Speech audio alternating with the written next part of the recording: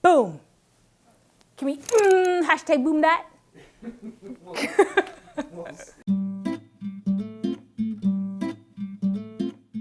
Hi, it's Samantha Brookes and welcome to Samantha TV, the place to be to build wealth on your road to financial freedom.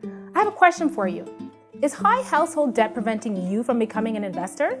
Well, Dave Ramsey, who's a multi-million-dollar investor and best-selling author of The Total Money Makeover, said something in his book that truly made me think.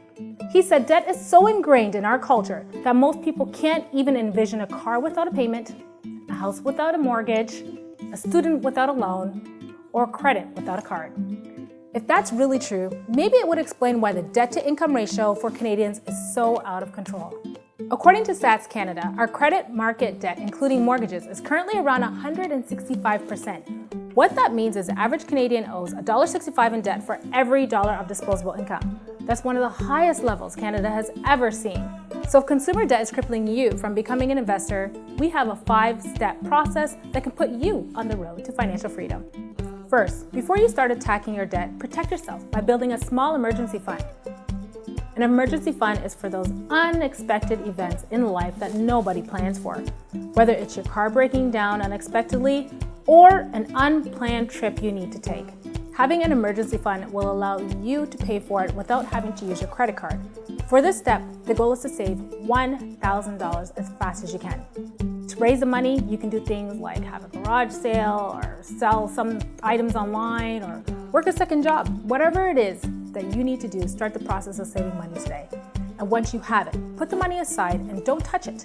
Remember, the emergency fund is only for unexpected events that you don't have the money to cover. Next, create a list with all your debt and arrange them from smallest to largest. From here, you're going to start the debt snowball process. Now, this list shouldn't include your recurring bills like your hydro, utilities, or your property taxes. It should only include your consumer debt like your credit card payments or your car loan. If you have a mortgage, let's just exclude it for now from the list, and we'll get back to that in a minute. Now, once your list is complete, start making the minimum payments on all of your debts except for the smallest one. With the smallest debt, begin to aggressively pay it off as quickly as possible. Squeeze everything that you can out of your budget to attack it until you finally paid it off. Then we're going to repeat this process until you've paid off all your consumer debt. Third, increase your emergency fund to cover 3 to 6 months worth of expenses. The reason we have an emergency fund is simple. We don't know what's going to happen in life. Murphy's Law can show up at any time, and we need to be ready when it does. According to an article in Money Magazine, 78% of us will experience a major financial crisis within a 10-year period. So you need to have cash ready to help you survive the storm. Remember, this is not going to be your vacation money or your down payment for a new car. This is your emergency fund that gives you peace of mind knowing you have the money saved in the event something urgent or unexpected happens. Next, now that you've paid off your consumer debt and built up your emergency fund, you can now focus on investing. Consult with an industry expert to create a diversified investment portfolio. Start off by using 15% of your income to use towards your investment and slowly build from there.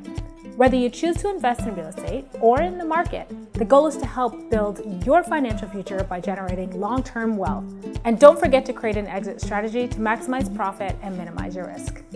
Lastly, if you own a home, there's one more debt standing in your way from becoming financially free, and it's your mortgage.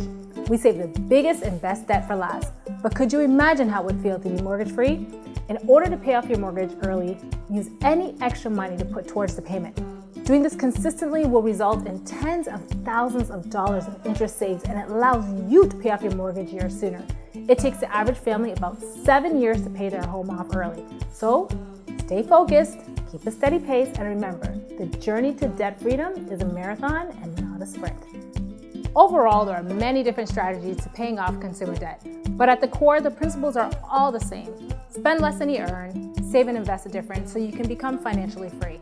While it sounds incredibly easy to do, it requires a certain amount of discipline to pull it off. But for those of you who have the determination to become an investor, the short-term pain will be well worth it. Now, I have a question for you. What changes are you willing to make financially in order to pay off your consumer debt and become an investor? As always, leave your comments below to join the conversation. Did you enjoy this video? Then subscribe to our YouTube channel and stay up to date on our latest posts. And if you know someone who can benefit from this message, then we invite you to share this video with them. I want to thank you for watching this episode of Samantha TV, and until next time, choose kindness and laugh often. We have a fun process because we always got a process.